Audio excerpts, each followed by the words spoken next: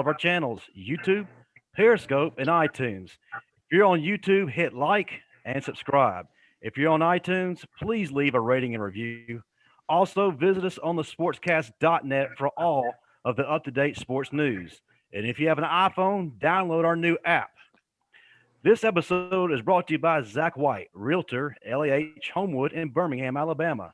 Many of you know Zach as someone who's actively been helping kids learn sports and life lessons through Soccer Shots, Wish to Enrich, and Iron Kids Ministries. Well, now Zach has a new way to serve others through LAH Real Estate. If you or someone you know is looking for a home or needing to sell, call Zach at 205 381 7050. I'm your host, Hero Powerlifter, and 2003 Bama grad Justin Riley.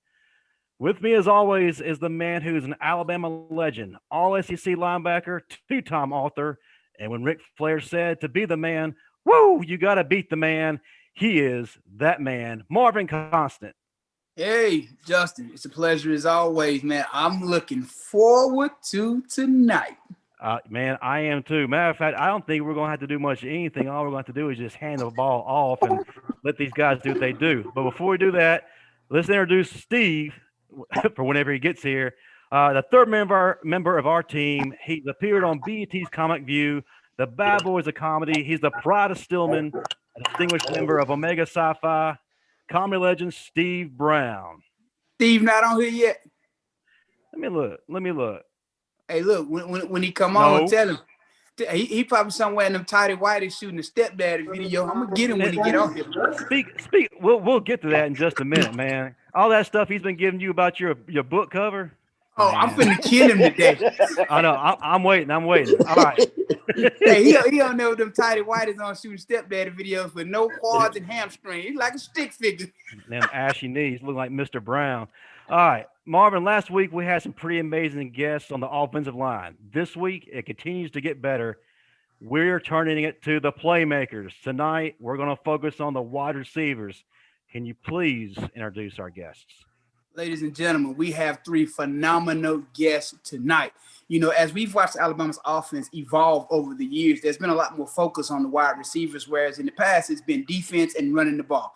Now, wide receivers have become cream of the crop when you think Alabama football. From your Julio Joneses to your Amari Coopers to your Calvin Ridleys to your Jerry Judys to all those guys. So tonight we have three phenomenal receivers, Mr. DJ Hall, Mr. Marquis Mays, and one and only Mike McCoy. But ladies and gentlemen, make no mistake about it. Even with these three phenomenal wide receivers, I have the best hands on this podcast tonight.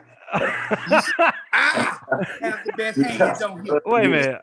Are those garden gloves, bro? Hey, man, it don't matter what I catch the ball in as long as I catch it, baby. That's all that matters.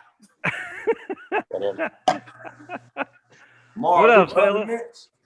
Huh? Them oven mitts? Those are actually welding gloves. You know, that's what I do when I'm free. I like to get out there. I do a little stick welding, man. You know, you got to be a man of many talents. Now, Marvin, you mentioned a lot of names right there, but really, I feel like wide receiver, you got started with these guys. What y'all think? Oh, I'm going to agree with that. But I was just saying the ones who you see right now who getting all the shine. But this is where it all started at, man. I used to love watching DJ play, watching Marquis play. You know what I'm saying? Catch a little slant route, take that thing to the house. I love watching him get in Matthew face, man, playing LSU. I love watching old Mike do what he do. I thoroughly enjoyed watching these young brothers play. Yeah, no doubt. Well, speaking of LSU, Marvin, we got some bad news today. You know, we're supposed to be getting ready for one of the most anticipated games. Hey, hold on. You know what? We always do this constant chaos. So let me just get into the chaos right now. We'll just go ahead and get this rolling.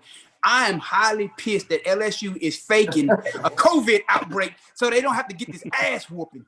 Okay, we all know that this is all smoke and mirrors. We get it. You just got smoked by Auburn last week, and now you don't want what's coming when the Tide show up. So all of a sudden, you got COVID problems. Now you got a Tide problem. What you think, fellas? Marv, I'm with you. It's all smoke and mirrors. Hey, that goes did Steve just pop in? Hey, Steve, did you press them tighty whities? That's what took you so long. You was pressing them draws. That's what he was doing. Hey man, don't do that. And thank you. Don't do that. How y'all doing, man? Hey, Steve, somebody said they was watching your stepdaddy video. They said, why your hamstring go all the way up to your back? Huh?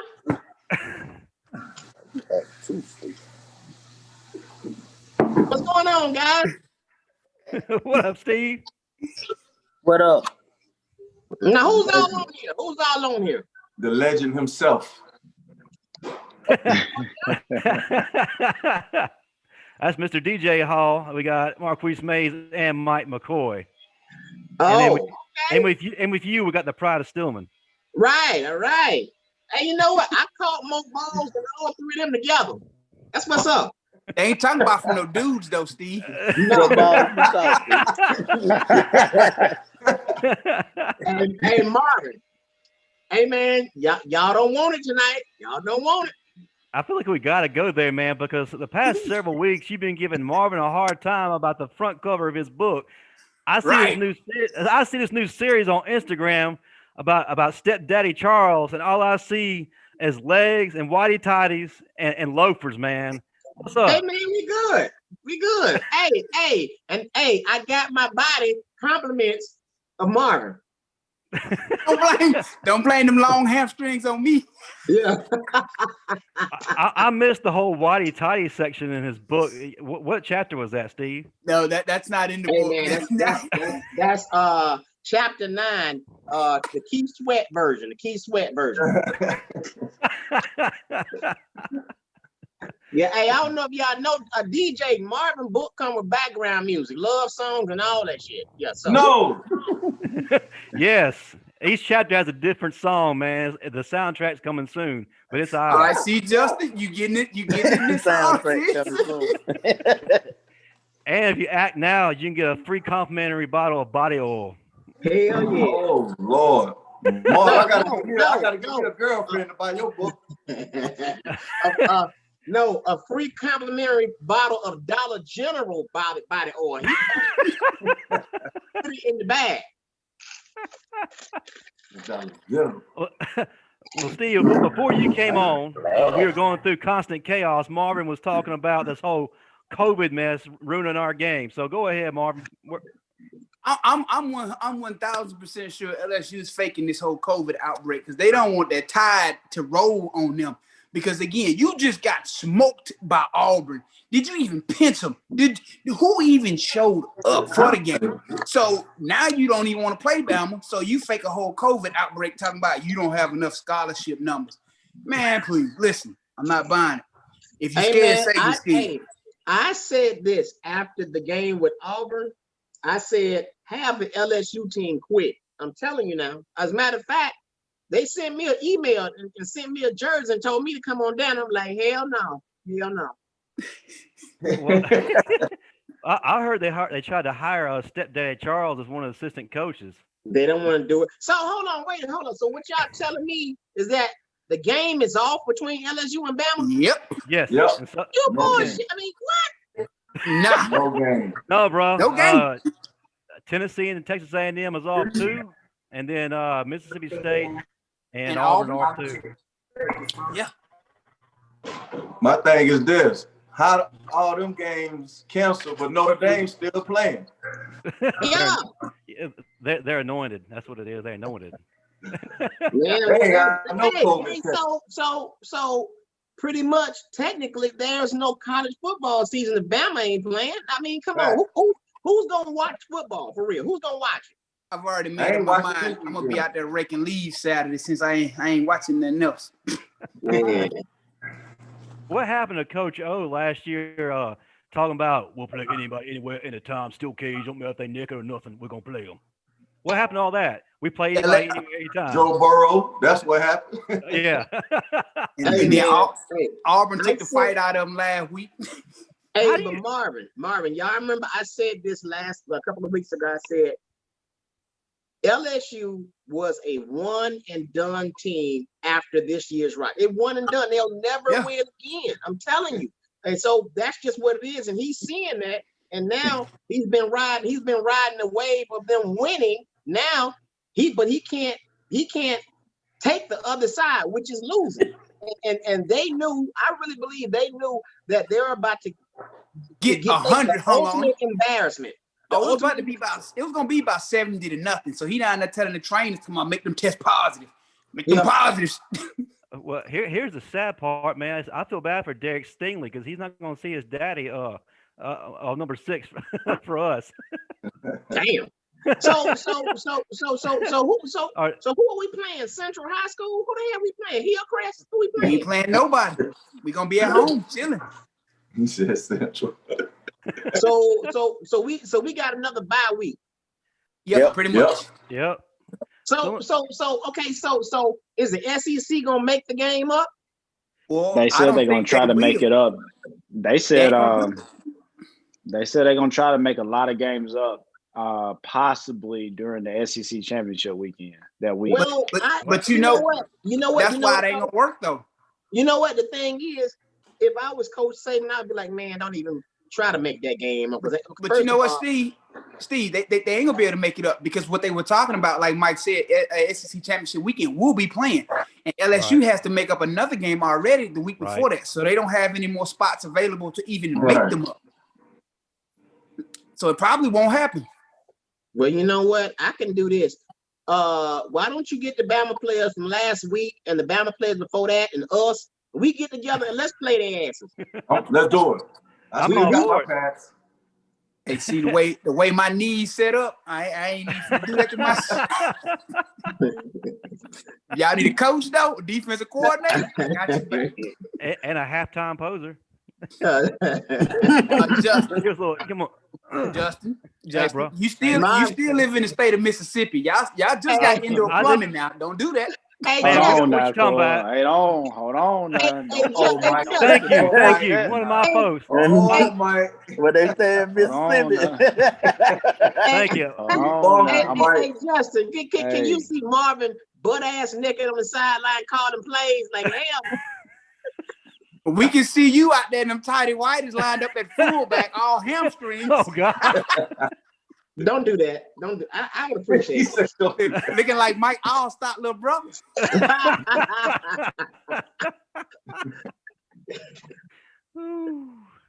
Hey man, don't talk about Mississippi, man. We just got electricity last week, man. We're coming.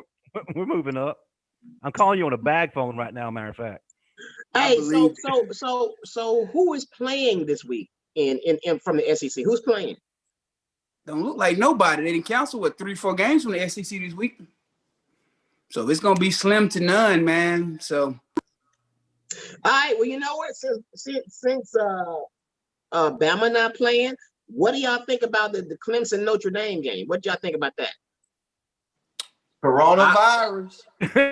Oh, the way they stormed that field. Oh, it's coming, man. That's the first thing I thought about. Now, a lot of people were trying to give Clemson a pass because they didn't have Trevor Lawrence. Man, they didn't need Trevor Lawrence. That quarterback, I can't say his name, so I'm not going to try. He looked good. His name is Abuga Tata. Wakanda forever. Yeah. That was his name. I will say this though, Notre Dame ran the ball down Clemson's throat. They exposed Clemson's defense on so many levels. They did. I mean, they just lined up and ran it down their throat. So whether Trevor Lawrence was playing or not, that wasn't gonna make the defense stop the run. That had nothing to do with him. Well, they had 3D linemen now too. Well, yeah, they had a couple of linemen now. But my thing is this: I'm looking down the road. If Bama plays Clemson, I think we got a great chance. If you coach the defense, Mark, we still got to get. I'm still not sold on the defense coordinator. I'm not. I think we can score on anybody, but can we stop some people? And I think this upcoming game against LSU, I think it was going to really show what the defense was made of. Because LSU was going to try to bring it, even though they had 11 people. They were going to try to bring it. Yeah. And honestly, Alabama's defense is on the up mentally. But right now, I still saw a lot of missing tackles and all that. So and people playing out of position. So, I was thinking that this bye week can really get them ready mentally so they can know where they're supposed to be and hopefully Dylan Moses gets some balls and start tackling people for real and stop playing to not to get hurt.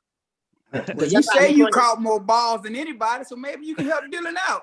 Hey, you know what, Bobby got jokes.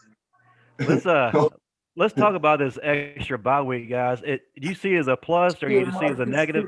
As former players, what do y'all feel like this extra time is going to provide the team or take away? Any extra time we get is a blessing. True. We had a lot of banged up players, so yeah, absolutely. I agree with that. You know what? Again, I think this extra time is really, really, really good for the defense. Because I'm telling you, since we got this time off, I think that defensive coordinator needs to be practicing with the defense and let the rest of the team go home. Practice with the defense now, and then this bye week, somebody need to come in and give him a defensive clinic. Then he go back and teach the kids how to play defense. That's what needs to happen. Somebody give his ass a defensive clinic, and then he go back, and teach the players how to play defense. That's what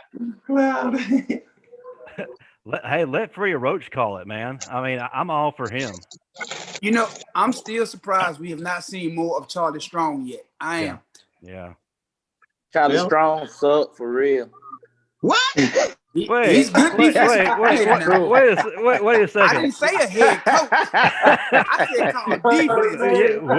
Man, that man sucked. Everybody down there, all those coaches, man, they don't come from the old school. Them dudes suck. Charlie Strong sucks. The receiver coach, the best assistant coach you got down there. Oh, Buddy from USC. Ain't he from Southern Cal somewhere? The receiver coach.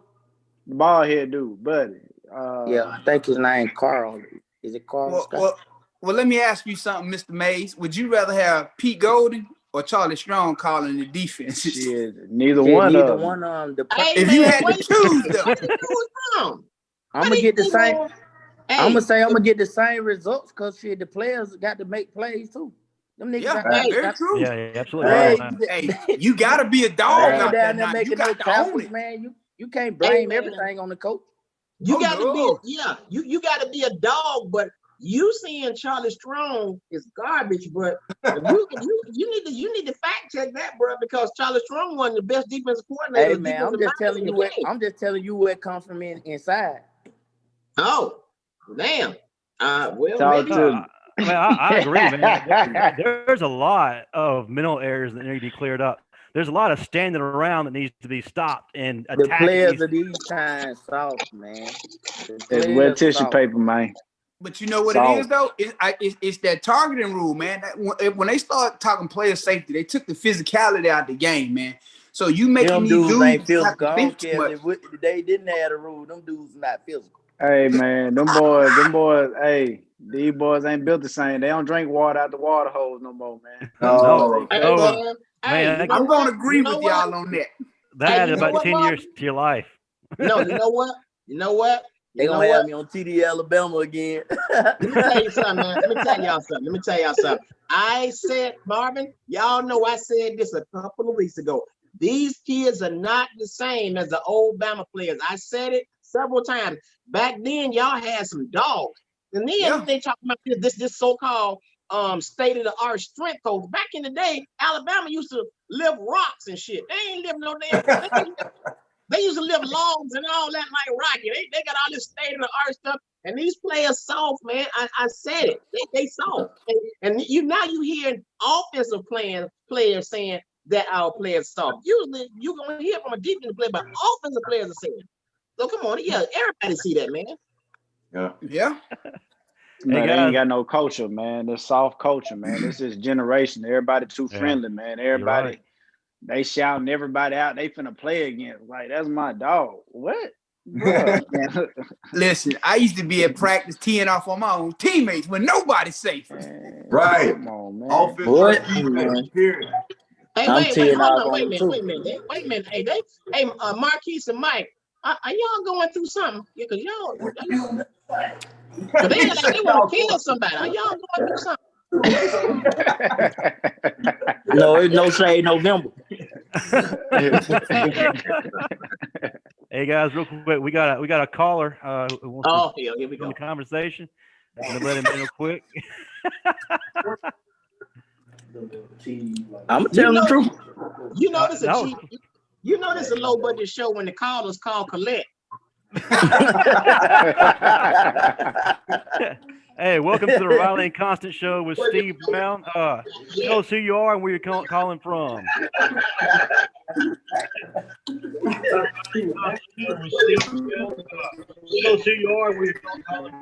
Hello? Oh, what's going on? Byron. Hey, Byron, what's up? Okay, what you got for us tonight, Byron? I don't know, y'all. I gotta throw Tulsa out there. Since you guys ain't playing this weekend, maybe you can play University of Tulsa. You saying we should go play University of Tulsa? Yeah. What? Hey, Byron, are you calling from a CB? Where the hell you calling from? I gotta quit saying that word. CB. Byron calling from a CB radio, ain't it? What the hell? Old school, my brother. Old school.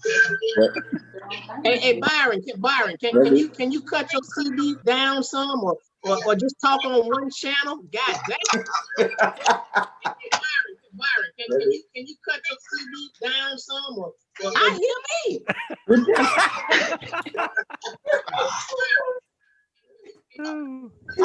He's saying we need to come play Tulsa. What's the point in playing Tulsa? He's saying we need to come play Tulsa. What you got, Byron? Hey, Justin. I don't even know that hang up.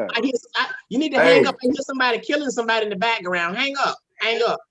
Hey, he's talking about playing Tulsa. Yeah, what you trying to have us on the first 48, man? Hey, Byron, we rather just give y'all that $1 million, Byron. We want to play y'all.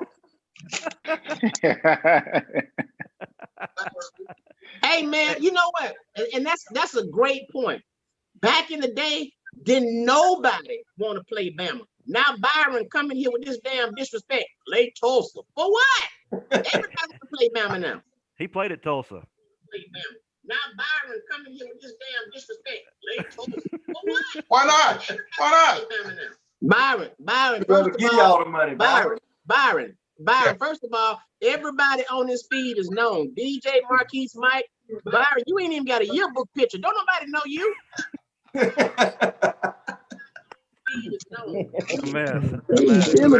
The guesses.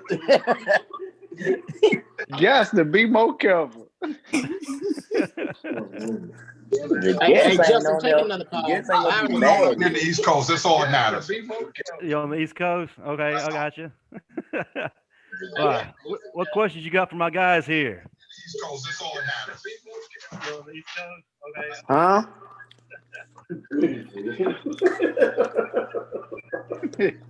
What is going on? Who Byron got dial up, don't he? Yeah. What's going on? He got that dial up. Byron called from AOL, didn't I know.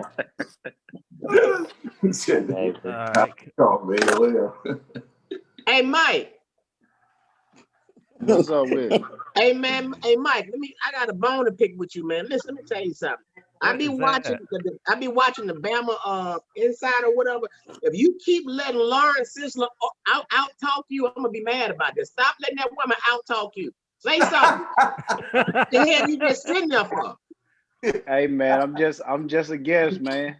You just sitting there. She just doing all the talking. You just sitting there. Like the hell? What? Say something. Say something. She get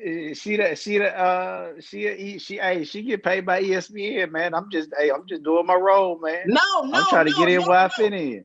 No, do your job and now do your job and take hers, because she be talking about the same shit. Hey, as a matter of fact, just start a conversation about anything. Like, hey, why she talking? You just say something like, "Hey, Lauren, what's up with them hoes?" Say something.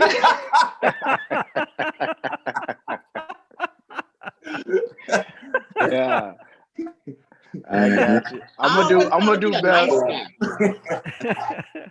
All right, let's turn to these guys' career, man. That's what they're here for. We're here to learn more about them. Hey, Steve, you try to recruit all three of these guys to come to Stillman. What happened? Hey, man, they We ain't weren't want smart to enough. We ain't have enough students. We had like 50 at the time. They like, hell no. So it is what it is. Man, this group of receivers, y'all were some dogs. How competitive was it for you guys? This group right here between each other. I'm gonna be honest. I don't think first and foremost, I don't think they, not even just me, I don't think those guys get enough credit, man.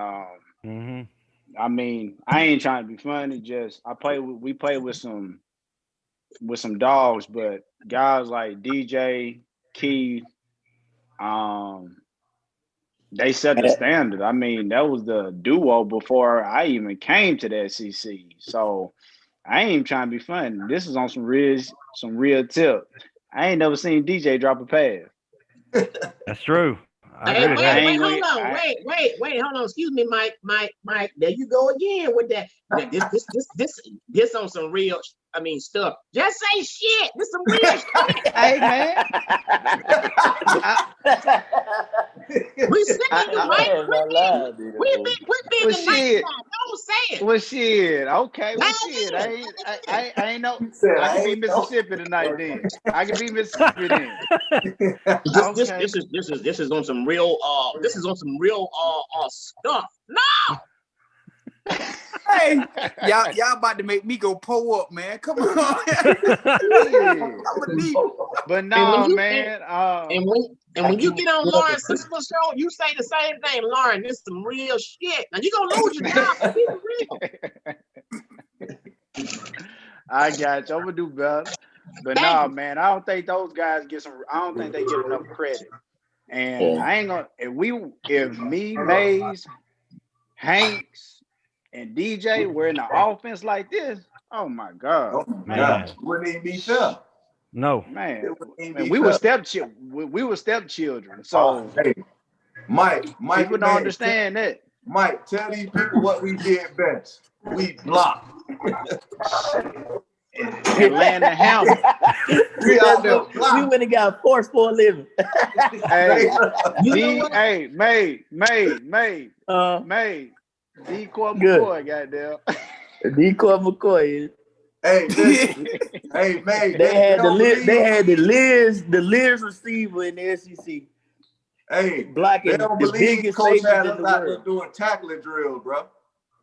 Man, they played us, man. You know what? I think if y'all had the offense that Alabama had in these previous years, all of y'all would be Hall of Famers. Like y'all not already, but I'm saying y'all would have put up phenomenal numbers. Number one is because back in the day when I watched y'all had to literally fight to get off the line, but y'all did a great job of releasing. Man, now, Arkansas. LSU. Okay. Oh my God. Unless it's pass interference or whatever, you can't touch a player now. So I mean, and back then y'all had to stab a motherfucker to get off the line. I mean, real talk. And not just that though, like going across the middle was different. Back then you could get dropped. You know you gonna get hit. Oh yeah. Well, these guys know they can't get hit. So you know what? You know what's different? You know what our concussion protocol was? Follow the finger. Hey, can you see? If you can follow the finger, you can play. Hey, Rodney over there giving you some salt tablets. Right. Ice and steam, salt tablets. Straight up. And Coach TJ coming up, get your soft ass up. So back to what Marvin is saying, pretty much, and I'm getting this from all three of y'all, all four of y'all, that the NCAA is pretty much taking the physicality out of college football. Yep. Oh, without all football. It's gonna be flag football here pretty soon. I mean, you even see the transfer portal. You can't even talk to these boys sideways. Like, so this is real talk, man. I got a kid that's a 5-star, man. I kid you not. He couldn't even play scout team for us. Real talk. I believe that. So in other words, the way the direction that college football is going now is that Two-hand touch. football gonna end up being played as trash football, and it's gonna be in Atlanta. Well, you know, the thing about it, you got to look at it. I can look at it from when I played to how they doing it now. It went from we used to have 3 days in camp. We was 3 legit practices. I ain't talking about no BS. Now they got a 2-day one day, 1 practice next day. Deal with all this player safety stuff. Man, we ain't have all that. We went through them 3 practices. We did what we had to do. Man, they talking about 20 hours a week. Man, we was out there 30, 40 hours a week. NCAA was doing nothing, man. I remember we'll be on period. This is my first year. We'll be on period 15. Coach Schuler started the whole practice over. Hey, look, man, it was days when we be at practice at 4 o'clock in the morning watching the sun come up. Like, man, they can't do that no more. What the hell was y'all going through? Slavery? Damn, was a different form of it. Harry set of rules back then. Was Harry Tubman out there? Damn. Hey, man, Steve, man, in the late 90s was a different set of rules now. All right, but cool. You know what? That's great. So, let's talk about all the holes y'all smashed in the dorm. Go and start with you, DJ. What happened? The women and children in the bed, they going to bed.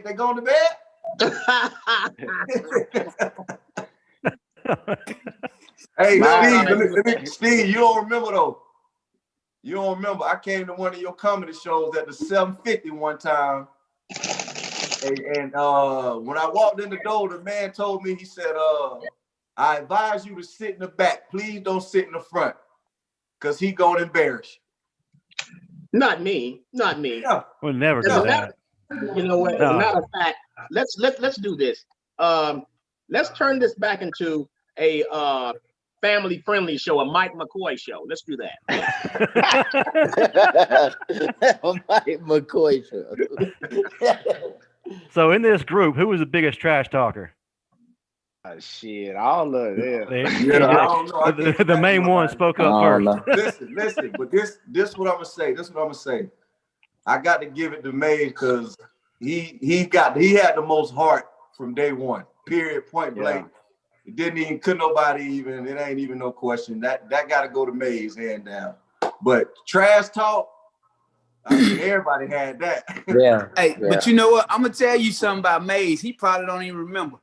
You know, I was interning in the weight room at Alabama back in 2009. He used to stay talking trash.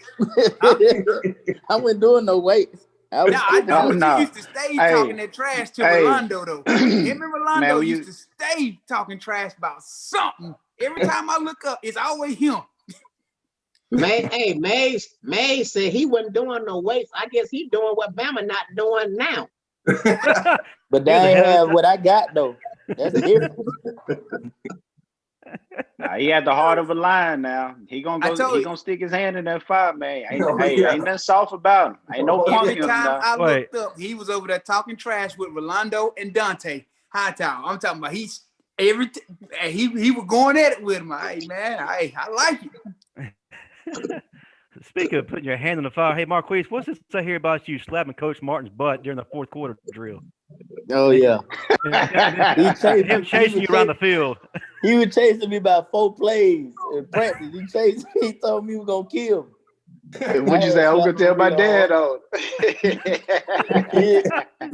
I ain't know he had a bad hip, but I had slapped him on the tail.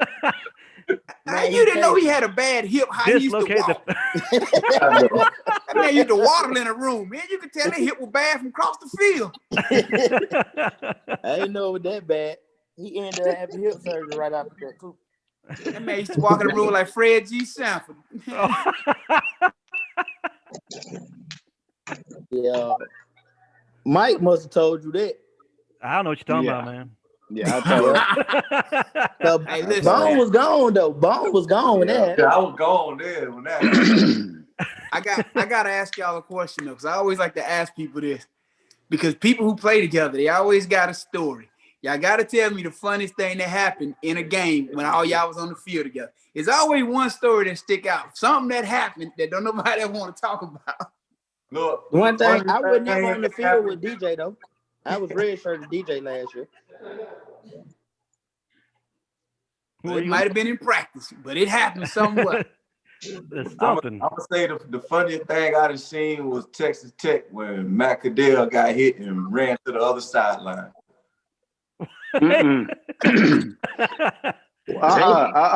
Hey, Bo, I'm gonna tell you, when Keith got hit, we played Florida State. Oh my God, I remember that. Hey, look, he was hurt until they said touchdown, didn't he? He opened them eyes, and we was on the field, and Bone said, "Ain't nothing wrong with this motherfucker." He was looking over his helmet. And he asked Coach Saban. He said, "Coach Saban, did we win?" We win? We win. Hey, Saban told us, somebody get this man a doctor. Oh, snap. Man, you remember we played against Ole Miss and we had the block, what's that one? Jamarcus Sanford. What was his name? Number 20? Yes, boy. Number 20? Yes, the one Man, built that like a nigga pit had a bull. personal vendetta on me. Hey, Man, he was what y'all don't know is Mike's supposed to be rich and living in the mansion, because if that dog would have bit me, I would have sued. Yeah, there you go. Oh, that's right. Mike, you did get bit by a dog, didn't you? Yeah, he got bit by the dog. Damn, so did. You know what? Now that I think of it, I think you was Lauren Sisler's parents' dog. There you go.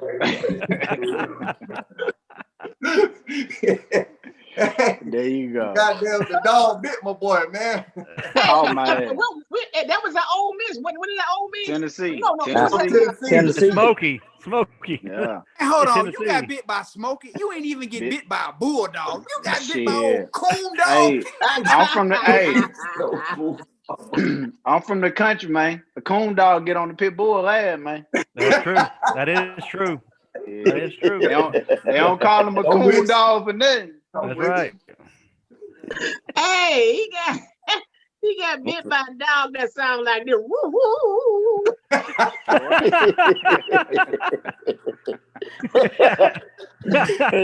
he treated him first, then he bit him. Yeah. Hey, can each of you talk about a player that just could not guard you, and then which one probably gave y'all the hardest time? From what I saw, could nobody guard them. Shit. Nobody can guard DJ. I ain't seen nobody guard him. Nah, nobody. He used to give everybody here. I remember we played against LSU. Shit, what, first half, they had 140. That's when they had Chavis Jackson, LeBron Landry. They went DBU then, though. Shit, yes, they were. They went. Them boys going first round. LeBron Landry just was a hitter, man. Yeah. All right, so, Exactly. let me He ask just y'all was this. a hitter. Now, so did any of them play when Freddie Kitchens played? And if you did play with Freddie Kitchens, did you come up with a broken hand or anything like that? That was a little bit before their time, Steve. Okay, yeah. Because Freddie Kitchens was throwing hard as hell, but it was never accurate. That was Marvin. Marvin was down there with Freddie Kitchen. Yeah. Nah, man, I played with Andrew Zile. Thank you. He said, "Wow." Now, hold on. Now, if you want to be technical, I played with Andrew Zile and one of the other best receivers that played at Alabama, Freddie Millens. Freddie was nice too. Now, 1-5. Yes, sir. Yeah, he did some Freddie things. like 1-5. Hey, Freddie was like hey, one man, of mine. when I first saw what's his name, the quarterback, big boy, the Freddie Kitchens, I'm like, who the hell is this middle linebacker and quarterback? I'm like, God damn. Middle linebacker, more like an offensive tackle. Yeah, he was big. He was big. I mean, after him was Jerry Lorenzen. I think they were cousins or something. I don't know, but he was big. They were good. So, guys, what was it like hearing your name called for the first time on Bryant-Denny Stadium speakers?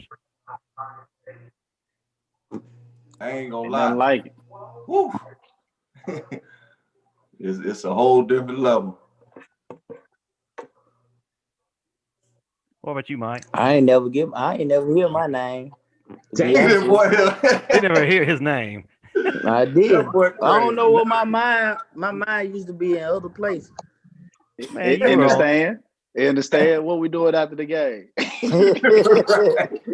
What were you doing after the game? Probably getting drunk and hearing some. Mays was the only freshman on 30s coming to school, boy. This boy had 30s on his car. Chopping blades round up. With Slim. Slim was trying to fight his receiver coach. Man, there you go. That's the funniest moment for me. That's one of the funniest moments. Let's dig deeper into that. Tell us about that. Yeah, elaborate. Yeah, please. If you got any pictures. So he had said the decoy McCoy thing, and it was a big little thing about it. And Mike had a quick temper back then. You know, before he met the Lord, got saved. He was at practice one day. He just tried to swing on him. That was Coach Signetti. Then one day we was in camp. He tried to fight AC Carter. AC Carter was a GA. And Mike was like, they kept picking with Mike. They kept picking with him. Like, what is this? What is this, Mike? What is this? In film. So Mike was just like, you could just hear him. He was like, so what AC say, don't do that no more. Yeah, AC was doing that. And I called him G's. I said, He kept saying, So Mike get up like, what the fuck you keep umming for? The Signetti didn't know what was going on. So AC had a quick temper too. He started moving the desk and shit. So they was in the two of them. Man, it was some times down there. Now I'm gonna just tell you, I played with AC. I know AC got them hands. I seen them hands get put to work on many people now. I played with AC. Hey, I don't know. Mike, tell you something. I ain't 64. I ain't saying you not, but I'm just saying I've seen him put some work in on a lot of people. That boy had them hands. Now, and he got a quick temper. Marv, everybody hear about that Shantu Ray story? Hey, Building A. They don't know never. Everybody know about that. Yeah, man. Let's hear about that. Hey, now we ain't gonna talk about that one. Now we gonna leave that one alone. No. Come on now. Y'all don't play Mike weak, because Mike had the same attitude with players and coaches. He didn't care who it was. He gonna fight both of them. That's why we see it. Talking that. AC was a baller back in his day too. Now AC was a baller. Nah, man, he OG. Good. He a good dude. Still cool. That man taught me 60% of what I learned. Well, you know what, man? I felt bad for him because he had the same crack ass doctor that I had, who jacked me up, who jacked him up, man. So you know, he should have he would have played a long time after college had it not been for that. So that's the same doctor that Jack Pro up too, ain't it? Same one who got all three of us. Yep. AC. So hold on. So what you telling me is AC knee messed up too? His leg, because he had that steel rod put in his leg. He got infected. Well, you know what? I beat AC ass. But he got hands. He got hands, but he ain't got no legs. I beat his ass. Tell AC I beat his ass.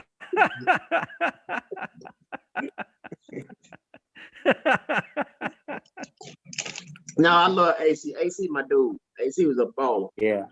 Man, I'll say this about him, though, man. When we played Florida in the swamp in '99, that catch that he had in the back of the end zone, Zao said he was trying to throw the ball away. AC went up and got it. Yeah. Yeah. For real. That's what's up.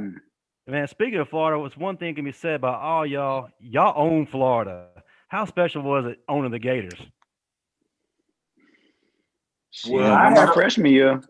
I had a point to prove. Them boys, they was just doing what they was naturally taught to do. Them boys came in. Mike and Mays, they was bigger, faster, and stronger out the gate. We didn't come in like that. Them boys was on creatine early. We wasn't on that stuff. You know what I'm saying? We didn't take that in Florida. They took that in Mississippi and Bama. So we couldn't do nothing about that.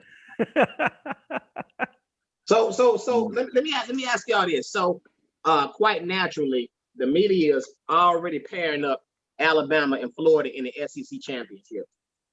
What's y'all take on that? Blowout. Well, yeah, how do we match up? We're gonna score a lot of points, but yeah. I don't know. Score a lot of points. I think they're gonna score a lot of points too, though. No, but you know what? You gotta think about it. Florida's offense is okay. I give them about an 80, but their defense is not good at all. So we're gonna score. If anything, we're gonna outscore them. Now, like I said, we gotta get a second and third and fourth and fifth and sixth. Look at our defense again before the SEC championship. But you know the thing about it though, I don't think that tight end gonna be so quick to run across that middle no more this season though. After last Saturday, right, man. Oh man, I think he gonna tiptoe just a little bit more. He got the bell run. He's a beast though, man. That dude, man. That's probably gonna be the first. That's probably going to be the first tight end taken in the top 5 of the NFL draft ever. That dude's solid. That's if he lives. God damn, he be taking some shots. But that hit he took Saturday though, I ain't seen nobody get hit like that in a long time. Yeah. Protocol. Got to put him in the protocol. Yes, sir. So Justin. Yes, sir. My question to you was this. All right, we talked about a couple of teams. Can you go on a limb and say that Harbaugh and now Kirby Smart at Georgia are on a hot seat? I would say they are. Hold on, Steve. Nah. Hold on, Justin. Before you answer, did I not pick Notre Dame, and did I not pick Indiana to beat them last week? No, we both did, Mark. Y'all both did. I now think you can answer. Okay, now I can answer. Okay, now seriously, I think Harbaugh's more on a hot seat than old boy at Georgia, because considering all he's had to deal with, his quarterback bounced 2 weeks before the season started. He had to work with the second and third team quarterback, and now he had how many players out due to injury? So he's to me, I feel like he's still given a pass this year, but I feel like the Georgia faithful is starting to get a little anxious though. But I still think he's got a little time. But you know what? Think about it. No.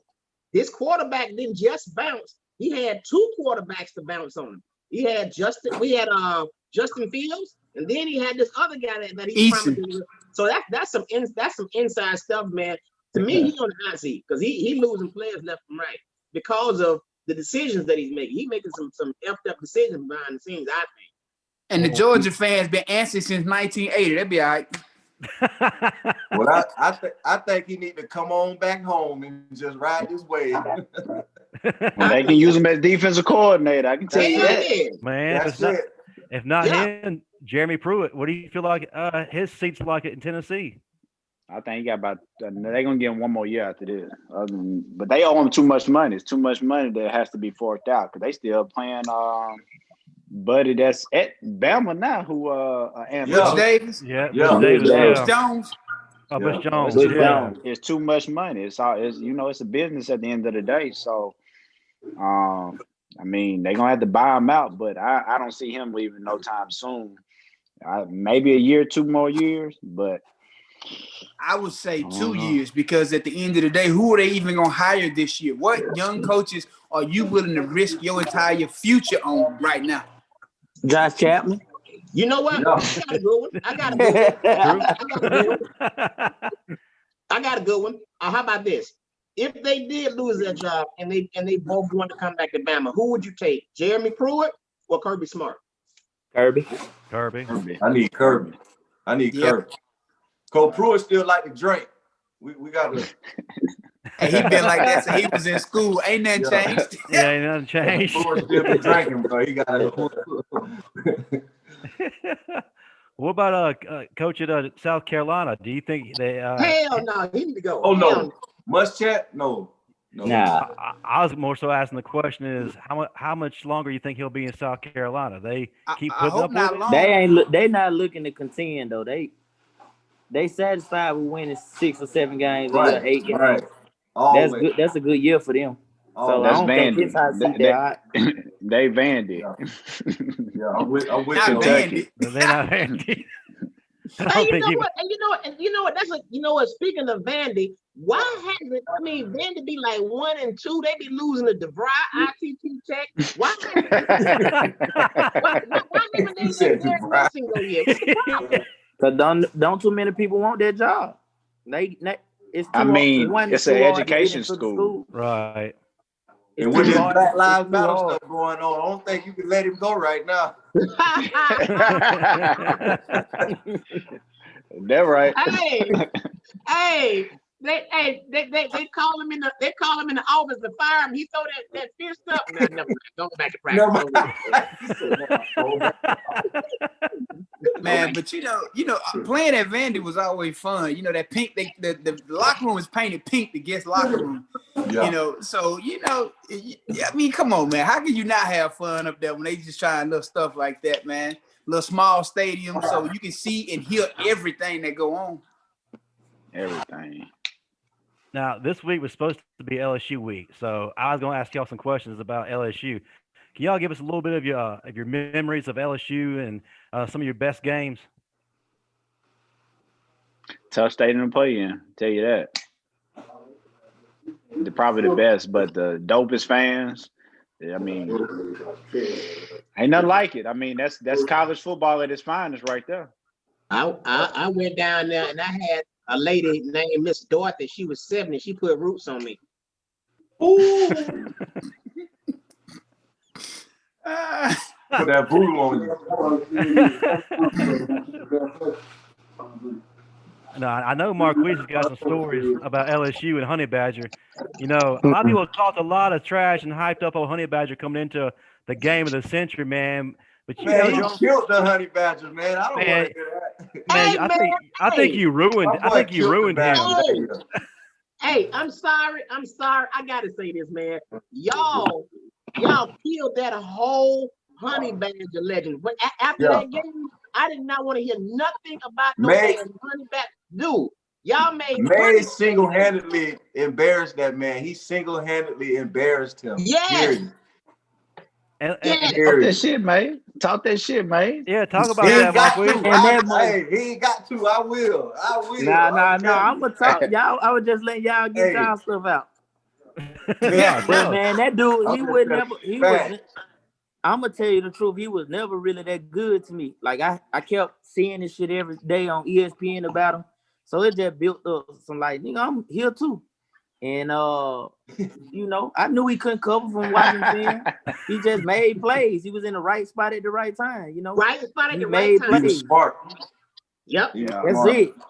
But football wise, a lot of players, when they good, people tuck their tail. See, I ain't one of them. So I'm gonna go. I go. You know what, man? He was to me, he was an opportunist. He was good about being around the ball and all that. That's what I say. But as far as a cover guy, as far as a football player, I ain't see it at all. He was overhyped. And y'all so exposed him. Y'all exposed the shit out of him. Yeah. After Marquis put. Because of that, I came up with the phrase: "If you want to win, put Mays in." Throw them foes up. Okay. How come I didn't see that T-shirt, man? Man, DJ was saying that. He was saying that when he was still there though. They redshirted me. Hey, when you was killing all them boys on scout team over there, I'm telling you. Yeah. I used to tell him, hey man, he gotta play. We gotta burn that red shirt. He gotta play. Man, times are so much different. They burned mine off 3 plays. Shit. Somebody that's in 3 plays. They burned my That boy was hot too. Shit. 3 plays. Keep talking about he hurt. I went out there 3 plays, came right back out. That shit gone. Hey, hey, Mike, y'all know keep hurt until that Thursday. All right. I remember that one of first them, fourth. was he? Yeah. You remember that first 4 quarter? We keep got them noodle legs. Man, that 4 quarter used to be hell. What would you say? Hey man, Slim, don't do this That shit, first man. one, that first one, boy, made you want to go home. Oh, we were crash dummies. We were straight crash dummies. Yeah, that first one made you want to go home. Yo. Hey, Man, Mike, I tell them folk, man, we ran 36 110s. They don't understand. They don't understand. I'm talking about in scorching hot weather.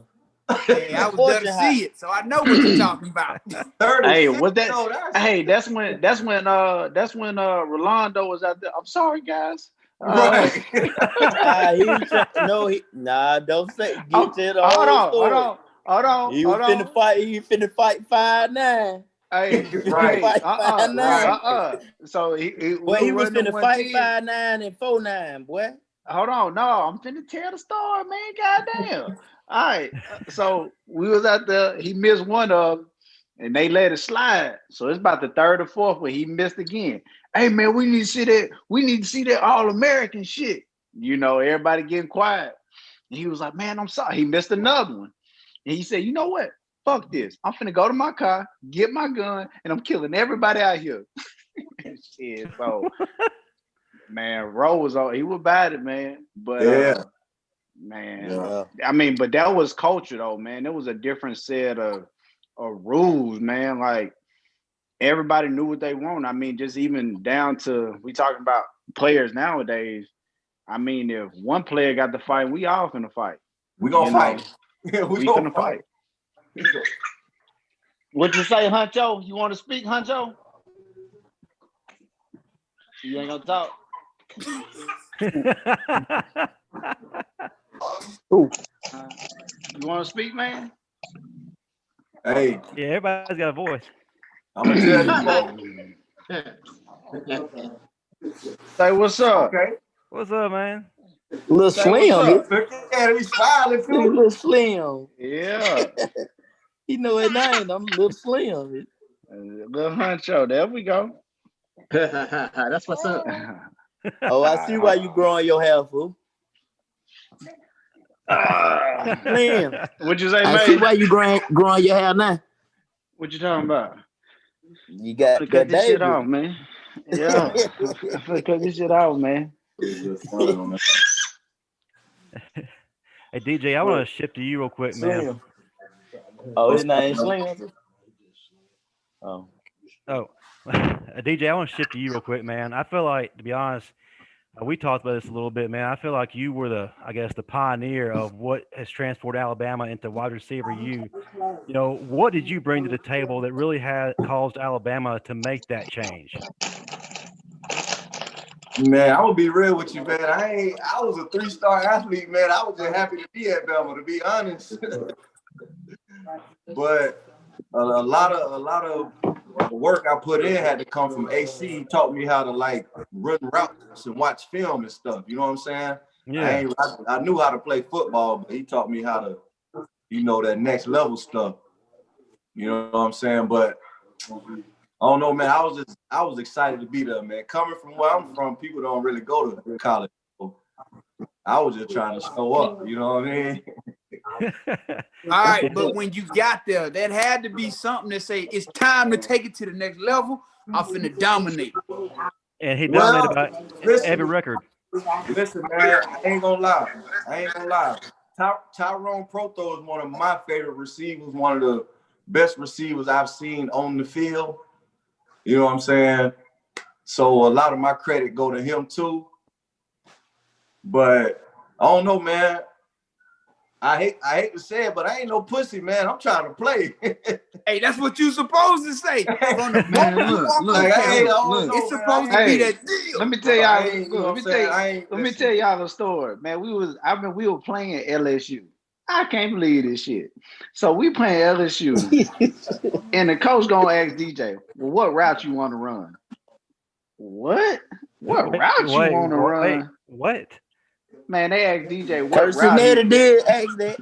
Man, what route you want to run? What? Ain't you the coach? Man, wait. I'm trying to wrap my head around this. I ain't gonna lie Listen, to you, bro. but What y'all gotta understand is due to the circumstances of our offensive tackles, we only had 1.5 seconds to get rid of the ball. I remember those guys. That's until we got Andre. When we got Andre Smith, it was on and popping. So what you saying is y'all weren't running that but slant routes. That's it. That's it. Slants and hitches. Slants and curls. Slants and curls. They got to come out quick. Got to. So, Marquis and Mike, what did DJ teach you guys that helped elevate your game, from 2008 on and led y'all to the success you had? I hated when, for me, honestly, when he left, he really kind of kept me level-headed when Sig was there. He was kind of like my outlet, like, hey, Slim, come on, Mike, keep calm. Right. I was a hothead. And when he left, it was just like, shit, I'm out here by myself, basically. You know what I'm saying? So I felt like my career would have been a lot better if I would have shut up and made the material. I wasn't going. I was a Black Panther before Black Panthers was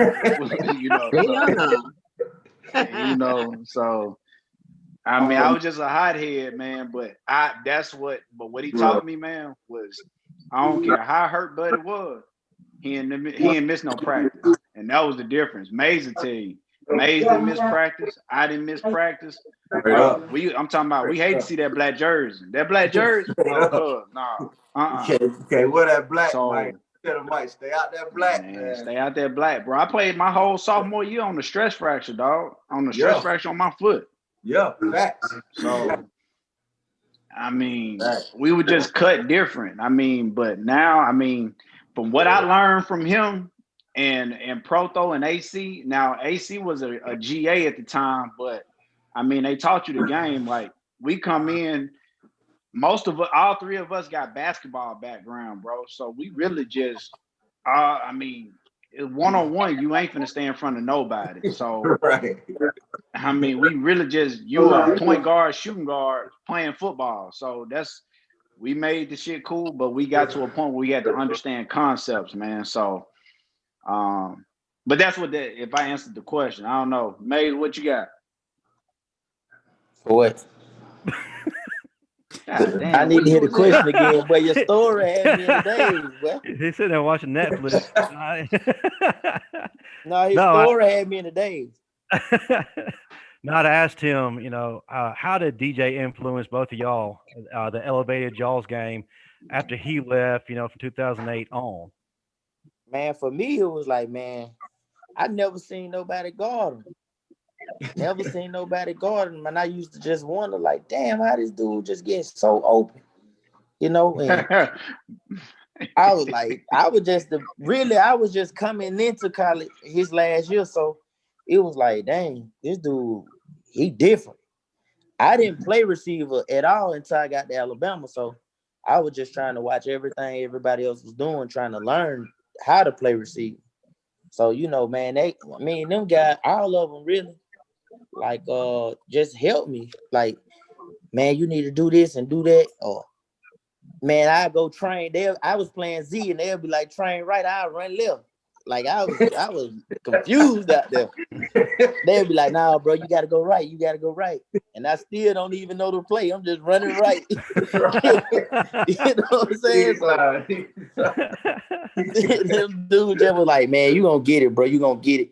Because I was frustrated, because I was like, man, I'm learning something new. Then it was like, I got to learn how to play receiver, and I got to learn offense. So I was learning. The learning curve for me was hard as hell. And them guys just kept, helping me out. So DJ, man, then when you get to the game and nobody can't check them, I'm like, damn, that's what I want to do. I don't want nobody to be able to check me. Hey, but man, once you got it, boy, it was a wrap. On that pop. Oh yeah. And, right when I got it though, I mean it was good, but when I got it here, they still had me blocking.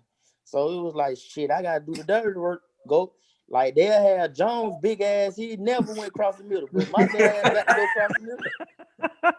You know what I'm saying? So it's like, hey, May, tell him, hey, we'll be like, hey, Julio, tell him you tired. Coach Saban to call practice up. For real. For real, man. Man, look. Golden man, boy. But one thing I did, man, one that's the thing I golden did, boy. what I did learn from Julio too is like we were so tough and not want to bag down from injuries or not saying we, not being hurt and playing hurt. Shit, it was some game we should just set out and got our bodies right and everything would have probably went different. Cause shit, man, you out there like Mike said, his sophomore year he played with stress fresh. Hell, both of the bones under both my big toes, my last 2 years was broke, and I played like that, getting shots every game. So, right. Yep. Well, let me just go ahead and tell y'all what y'all in store for, because I was about 10 years ahead of y'all. When you get to 40, it's a whole different level of pain and hurt. Stuff gonna start to hurt that you never thought would hurt. I'm telling you now. Marv, every morning I wake up with something different hurt. Marv, you 40, but I see you still in the gym. Gotta stay right, baby. That's so my body don't hurt as them bad. Steroids, As man. bad. Them steroids, man. Nobody body look like that, man. Right, not in 40. Them steroids, man. Hey, he ain't got to take no drug test either. Hey, he over there eating rice cakes, goddamn, eating out. Nah, man, I just maintain my diet. I got a gym in my house, so it's easy, you know. Go there, work out. Ooh, Bama was good to you, boy. Hey, man.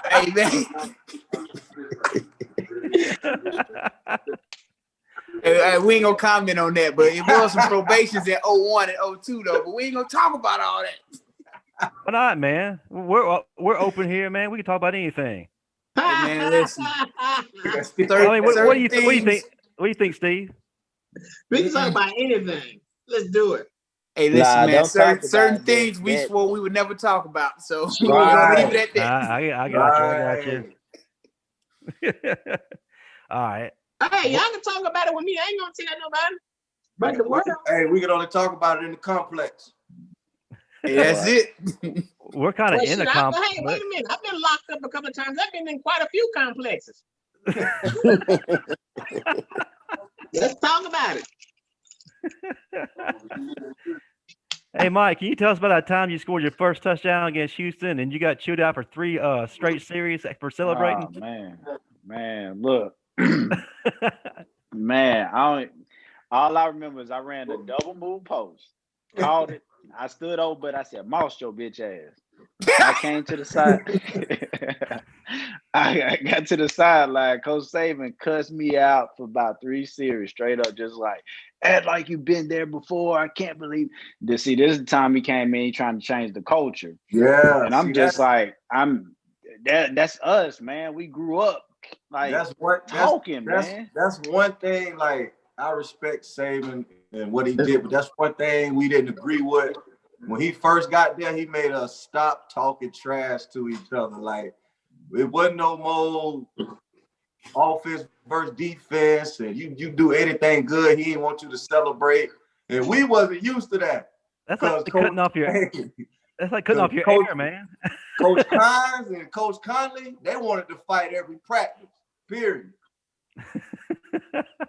And I mean, that's what, that's how, honestly, that keeps you in the game. That means, sometimes you get that, somebody say something to you sideways, that's your mojo, man. So, to a certain degree, he made you conform. It's almost, hey, get out, barbecue a meal, what you gonna do?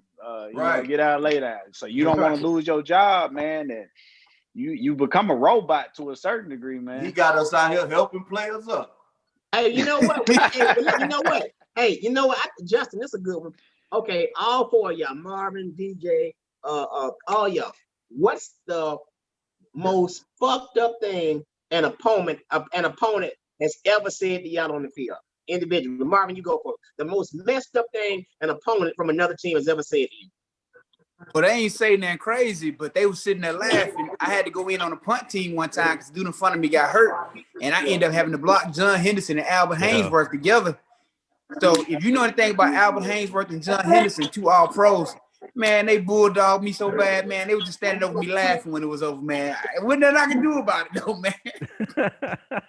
DJ, what about you? DJ, what about you? I'm gonna keep it real with you. The worst thing is this was back when Jefferson Pilot. We had to play at 11 in the morning. Man, you went Don't way nobody back. know about them JP games. I know them JP games. Right? So I woke up late. And I missed breakfast and everything. So we warming up, and Shula, he said, "Man, let me talk to you. Why was you late?" And I said 2 words, and he told me to go away. And he called me back 30 minutes later, and he said, I was like, "Coach, why you make me go away?" He said, "You didn't brush your teeth this morning, did you?" And I didn't. I had hot breath. he wasn't even mad at me for missing the breakfast or nothing. He just said, "Go away." All right, so Mike, what's the worst thing an opponent has said to you on the field or a coach? Shit. It wasn't no player, it was a coach. So my freshman year we was doing some mat drill type shit. And what's ball head coach? Black he D-line coach. What was his name? Light skinned cat. Bo Davis. Coach Davis. Yeah, Coach Bo Davis. He said, "I heard you hung, but you ain't got no hips. I'll take your girlfriend from you." Bitch. Damn. Hey, and Bo came from Miami. He was a party animal now. Yeah, told him I'd take your woman. You ain't got no hips. Damn. So Marquis, what's the worst thing a player has ever said to you from another team or a coach? Nobody ever said that crazy to me. Now, I can tell you one crazy I thing. got cussed out for making. Coach talked crazy to me for celebrating my first touchdown too. But other than that, I just was toning his ass out, so I ain't even really hear what you were saying. So what you ain't no players ever say that though. For real? Hey, Steve. Nah, ain't no players. I always brought it to them. I'm gonna give you a good one, Steve. So you know, after I messed up my knee, I came back to practice, but because Jackass did such a terrible job, it wasn't working right. So I was still having a lot of problems. And we was doing Oklahoma drills, and I whooped Theo Sanders' ass. Coach Ivy Williams standing over there. He stood over Theo. "You gonna let a motherfucker with a peg leg whoop you?" I looked up there, damn, I gotta have a peg leg. Damn. Man, remember what he said, Marvin? You told us last week about that coach talking to Salim. Oh man, yeah. That's so funny. Y'all hadn't heard nothing. Hey man, when I tell you, we had some of the most brutal coaches you could ever imagine. I mean, you talking about mental torture and warfare, man. Our coaches were brutal, brother. Y'all, whew. Yeah. Hey, what happened? Tell them about Salim Rashid. What happened? So Salim's Muslim, right? Every time Salim would mess up in practice, one of the coaches on defense, Ellis Johnson, Ellis, you say, "God damn it, Muhammad."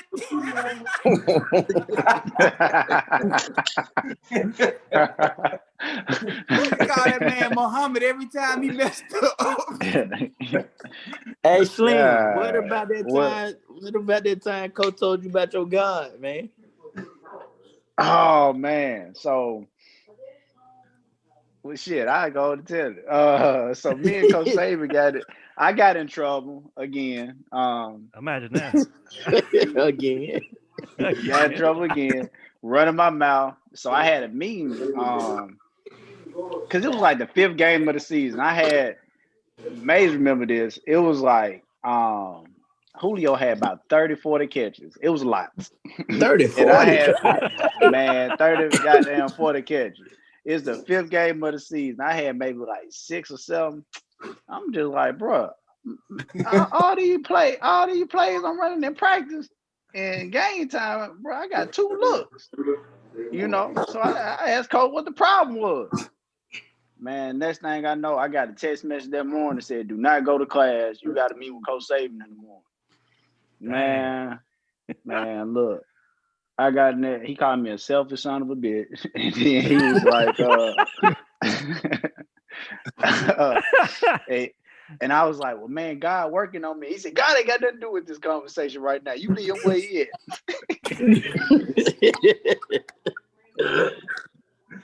Man, look, but I ain't gonna lie to you, Coach Saban grew me up, man. He made me grow all the way up, man. Hey, listen, let me ask y'all something. Y'all ever heard a coach tell a player his mama should have swallowed?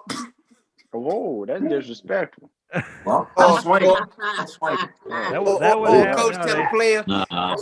coach tell a player you should have been a stain on the sheet. Oh, hey, bro, them fighting words. Hey, listen, when I say our coaches, mental warfare, baby. So that's why I ain't coaching this Stillman to this day. But look, hey man, so tell me something. Now, I've seen Julio in Atlanta a lot. You know, just in the street, right? Julio, to me, if you saw Julio, he just didn't look like a football player. But that's one of the toughest son of a bitches I've ever seen in my life. What was it like playing with him, man? Because it's like he just don't look the part. I don't understand. What football player you was looking at? Man, Julio. No, I'm saying hey, that nigga always look like a football player to me. No, I'm saying like a WWE wrestler, man. Hey man, no, Julio saying like he just wanted a nice laid back dude, but when he put them pants on, like this motherfucker is somebody else. Look, I'm gonna tell you I ain't played with Julio, but I'm gonna tell you my story because I was his host about 3 times when he came. This one I knew he was next level. So everybody know when you come to Bama, we finna party, point blank period. You're gonna either get you a small envelope or you're gonna get a little thick envelope. You know what I'm saying? Depending on how much work you put in. But when Julio came, he ain't want a drink. He didn't want no girls. He didn't want that envelope. He ain't want nothing. I knew from that moment on that boy was a stud. Man, look, I ran into him because I tell everybody, for every Michael Jordan, you got 100 that walk in the street. Yeah.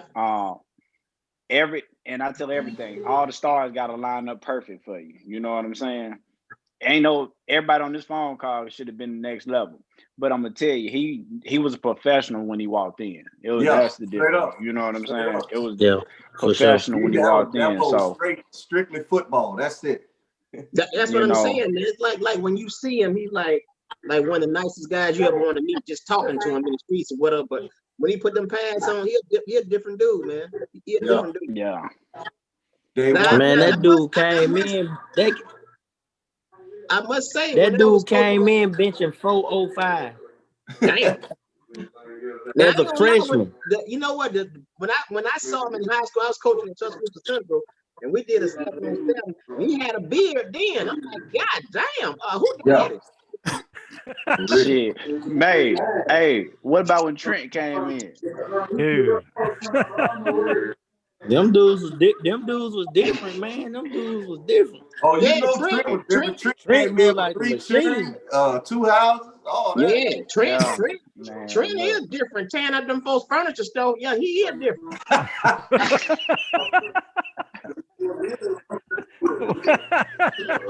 I'm like, Trent, what the hell a dresser got to do with it? What the hell? They did my dog wrong, man. They fucked over his order, man. They said wrong shit, man. Trent met that goddamn dresser in the A gap, didn't he?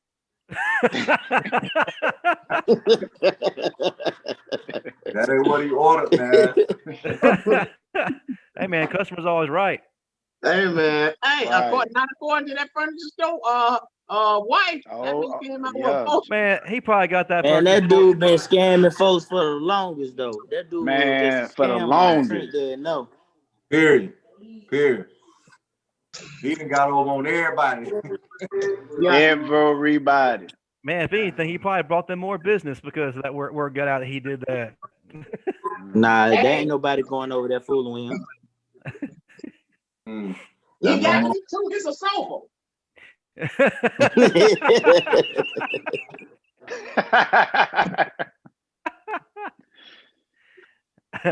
All right, guys, can y'all tell us about your best game at Bama?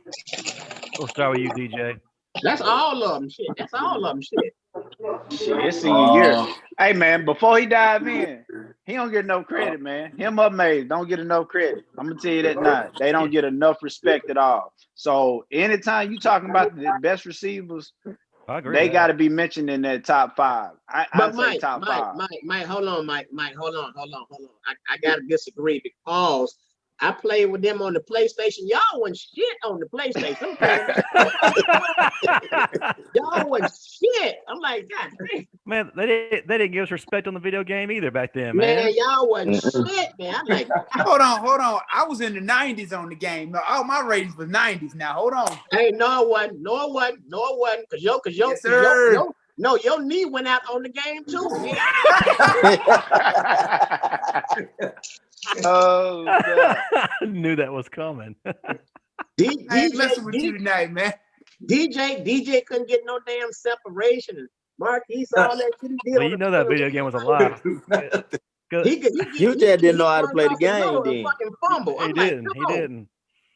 I mean, if anybody, man, DJ could get some separation. I mean, and not on the PlayStation. Marquis, man, that's confusing. That's like, God damn. Man, these men right here ran the cleanest routes I've ever seen, and that's we were route running. It was art to the shit. It was art. We was ahead of our time, man. I ain't even like practice. It was an art to it, man. When you got to go against them DBs, when we used to Arkansas back in the day, those DBs could hit. Well, hold on. Well, Mike, but tell me this. Why is it you wasn't in the starting rotation on the PlayStation? I had to create you. Like, shit. He said he had to create him. Got in the doghouse on the PlayStation. I had to create this man on the doghouse on the PlayStation. Yeah. They sent word. They put me in the doghouse on dub.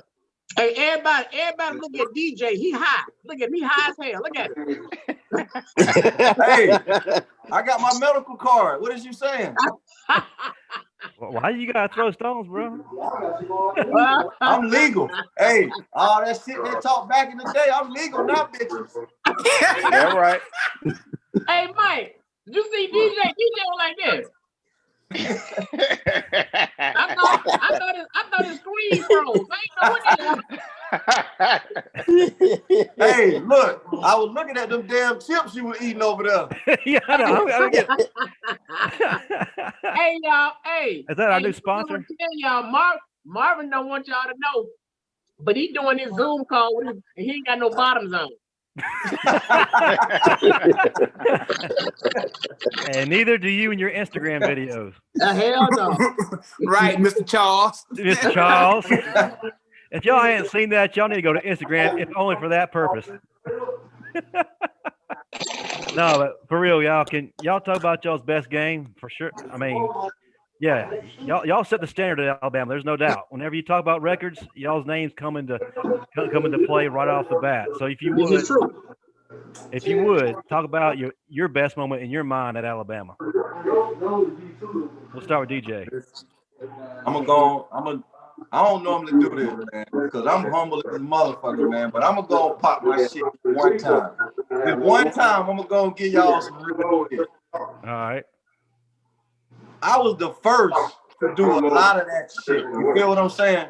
I was the first. I set 17 records. 17. You feel me? 17. Yes. I got 7 left. All them records they breaking, the difference between mine is they say the first. I was the first to do a lot of that shit. You get what I'm saying? Speak on that. I had the most catches I ever had in 1 year was 56. Amari Cooper had 56 catches in 4 games. You understand what I'm saying? Yep. So Yeah, with that we being understand said, what you're saying. I didn't have the natural talent as these boys. I had to work my ass off. I got practice player with Coach Schuler 3 years in a row. You understand what I'm saying? And Hey, then, DJ, we know you. We know you're putting in some solid work, DJ. Hey, woo, go back, go back. Hey! Oh! No! Daddy Charles.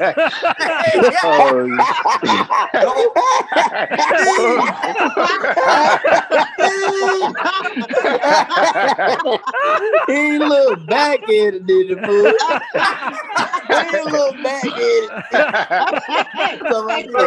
Wait, hey, is you a Q-Dog or a Delta? Hey, Marvin, I got to admit, you got me. That's the funniest shit I hadn't seen.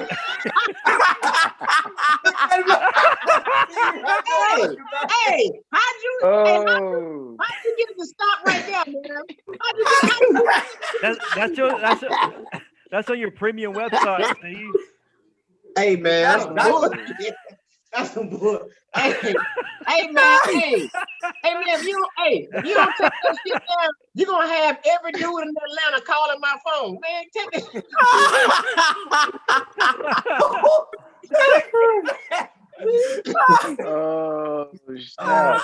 Hey, Marvin, how could you even, hey, Marvin, as a man, how could you even feel comfortable sitting in front of that? Hey, because I knew the last that was gonna come.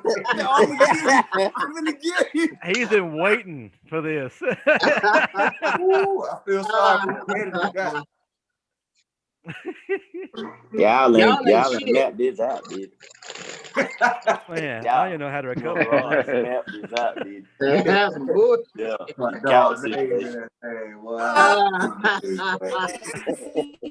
Marvin, you can come back on this show again.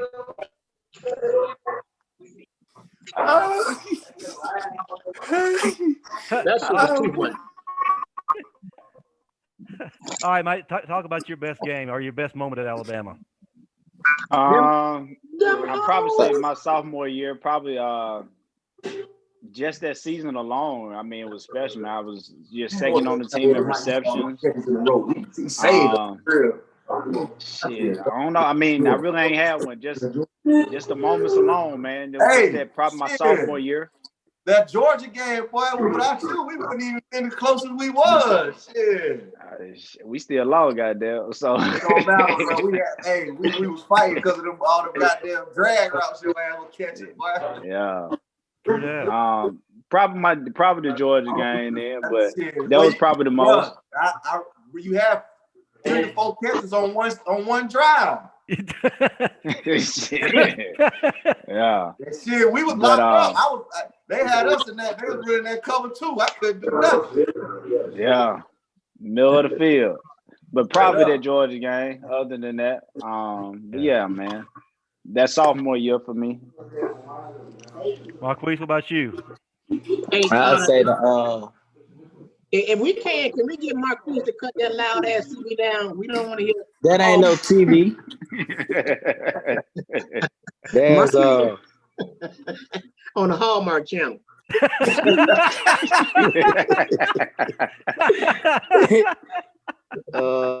I'd probably say the SEC championship game against Florida. Yeah, you showed your ass. You got off that game. Got off. Yeah.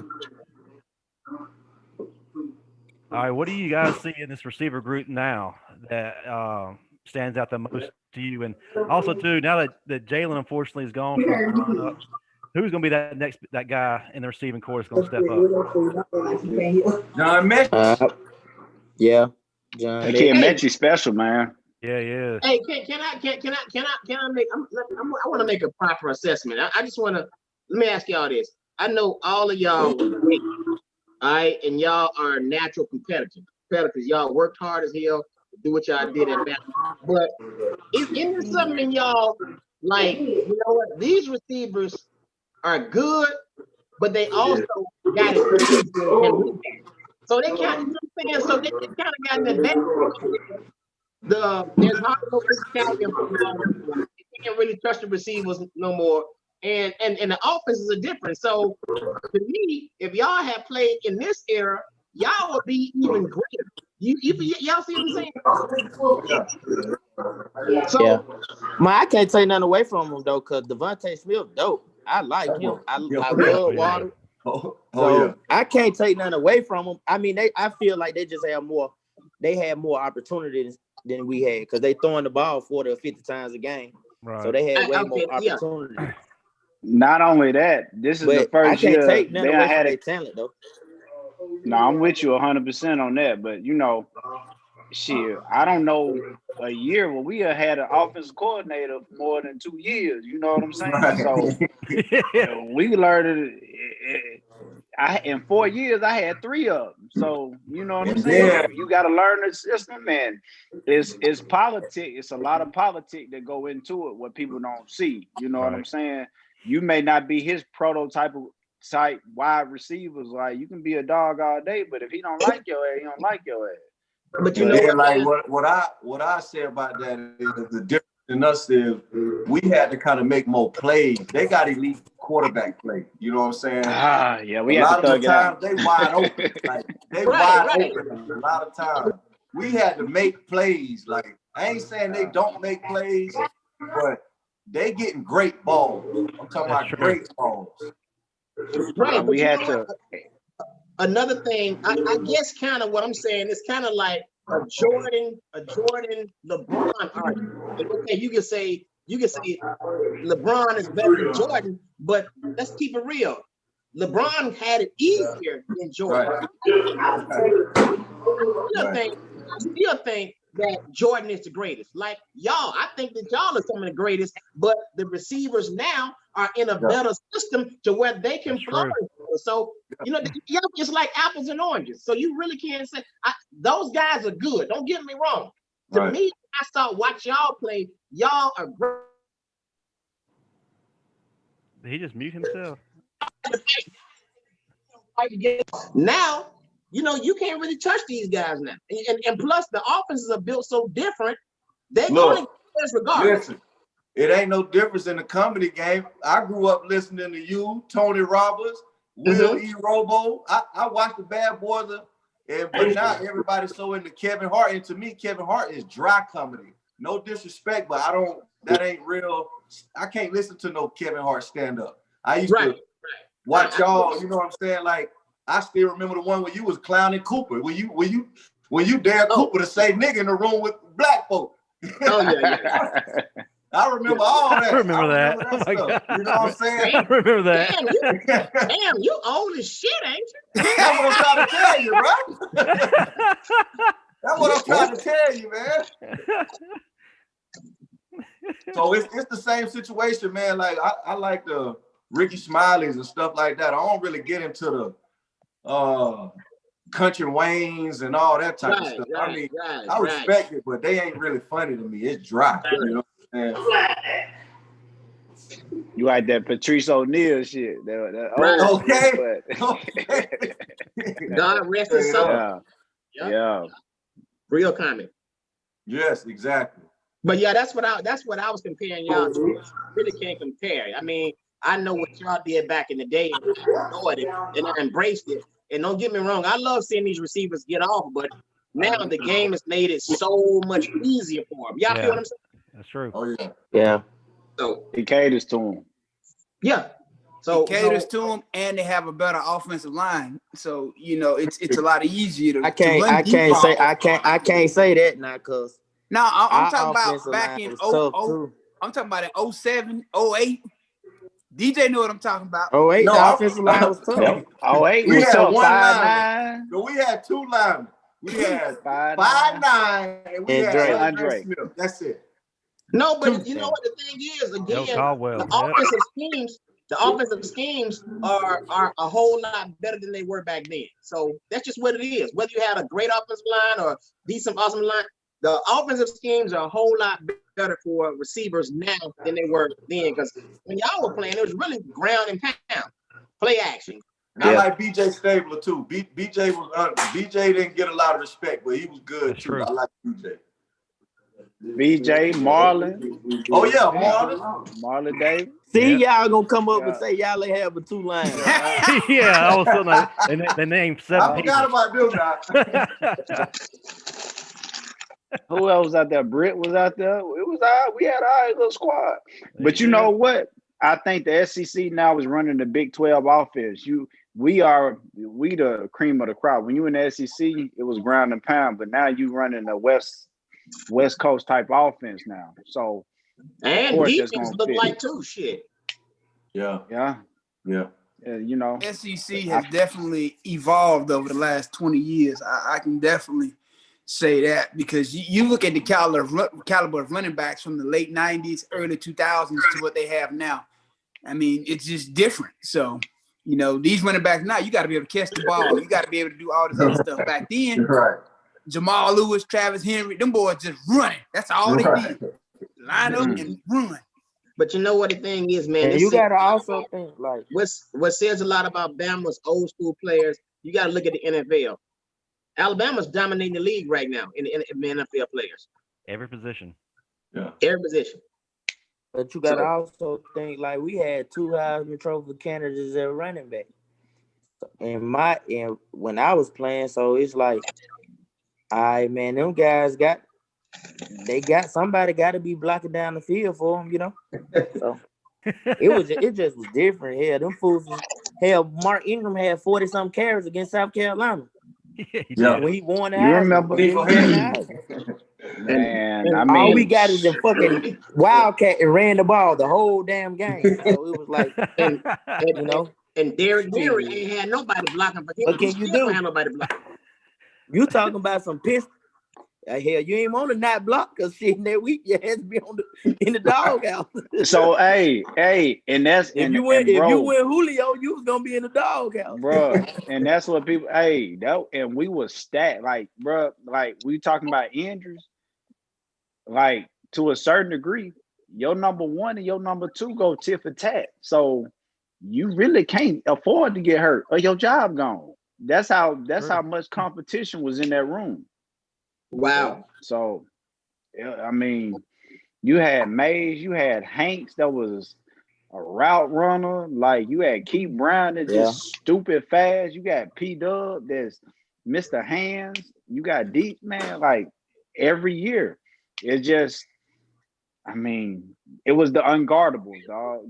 That's what we type took of talent we had. We took pride in embarrassing them DBs. Now, come on now. Come on now. All right, so last question of the night. I know y'all ran through a lot of girls. Which one of y'all got burned? I ain't ever get that. Nah, I don't do that. Listen, if it happened to me, I ain't never go to the clinic, goddamn. Hey, but you know we had Dr. Rob, man. Hey, Doc, let me get that shot. I might have had a scare last night.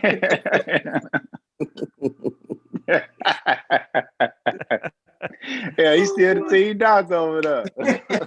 Yeah. I told him, Doc, I had a long night last night. I need that shot. He got stories on everybody. I know he got stories on everybody. Hey guys, it was good chopping up with you, man. I'm about to really so, hey man, thank y'all for coming on. I appreciate y'all, man. Justin, thanks for having me, man. Appreciate it, fellas. Man, we appreciate y'all. Before y'all bounce, if you would kind of tell us what's next for you guys. If you're on social media, how can we find you? All that good stuff. I'll start with DJ. I ain't got no social media. None. But boy is it?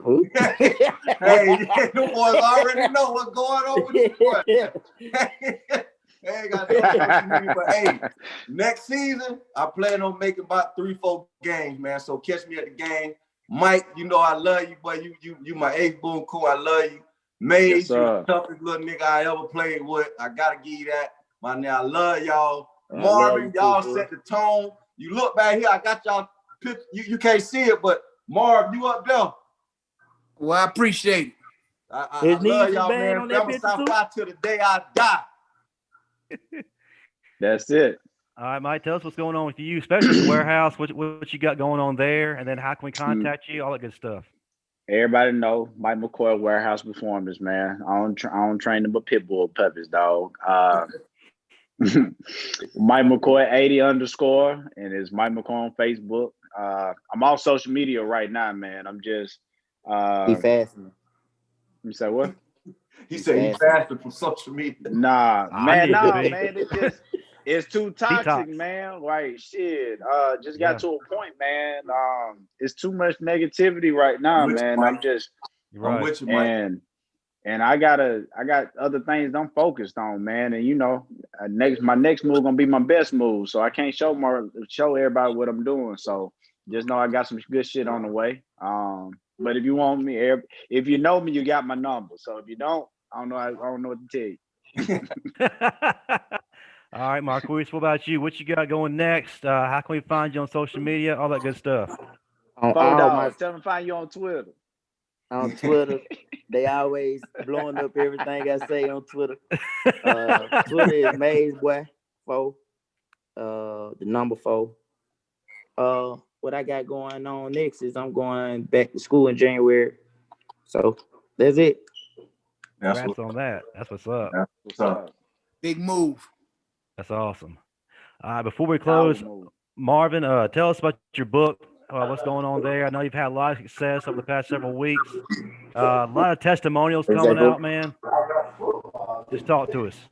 Well, you know, the book is doing what it's doing. You know, people love the book. It's a great tool, great resource for anybody looking to change their lives. Because, again, once you hit that age of 40 or your late 30s, nothing works quite like it used to work. So, you know, you got to take a different approach to get the results that you want. So, you know, if you're looking for a guide that'll steer you in the right direction, 40plusstrong.com is where you can find it. And I'm always available for any questions on IG, Constant45. Awesome. I got to get with you, man. I got to get some weight down, man. I'm about 240. I need to get down. Boy, stop now. You ain't got 240. 240. Well, I swear I'm about 240. That's why I look like Pro Throw over there, is it? I'm about 235 for real, though. So I got to get you on that book. Man. Hey man, just shoot me your address. I'll drop you one. All right. And I need that book too. All right. Well, I need it exclusive with a signature though, bro. I don't need that corporate stuff. Yeah, I need. We got to support, man. Send me that one with the sign.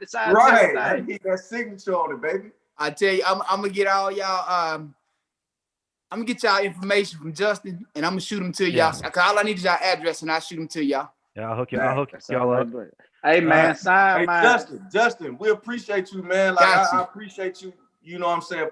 Giving us this platform too, man. Absolutely. Like, my biggest thing, guys, like y'all set the tone for what the receiving game is doing today. And I want to hear your stories. I want to give y'all's moment to talk about what y'all did best and definitely get y'all the respect that y'all definitely deserve. I mean, each one of y'all, man, y'all killed it on that field. Any Alabama fan that's worth anything knows that. And that's the truth. So, man, I appreciate y'all. It means a lot to me. It means a lot to Marvin. And every Alabama fan watching and listening, man, it means a lot to them, too. So, man, I appreciate you guys. Yeah, man. Thank y'all again, man. Like I say, you know, to piggyback on what Justin said, when we started talking about this show, one of the things that I told him that I wanted to make sure happen is that we brought guys on here who played together, because that energy and allowing them to relive some of those moments, because it's some things you'll just never get back. And to this day, I still talk to the guys who I played with on a weekly basis, man. So just giving fellas an opportunity and a platform to be able to catch up, man, because again, life can be hectic at times. So we just want to provide that platform for us. Absolutely. Real quick, before we go, Marvin, what you got for us next week? Next week is going to be interesting. I think we're going to have our front office personnel show next week. So yeah. I'm curious about how this is going to go. Now, hold on. I know y'all know Gerald Dixon, don't y'all? Oh, yeah. Oh, Smoke. We're going to bring our Smoke on next week with somebody else. He's supposed to be talking to Ramsey Robinson, so we gonna get old Ramsey Smoke on here next Tuesday. Not Bino, not my boy Bino. Yes, sir. That's what's up, man. Every week it's a good show. Definitely looking forward to that. All right, guys. Again, well, I appreciate y'all. Appreciate everybody who listened. Continue to tune in for more, and roll tide. Roll Tide. Roll Tide.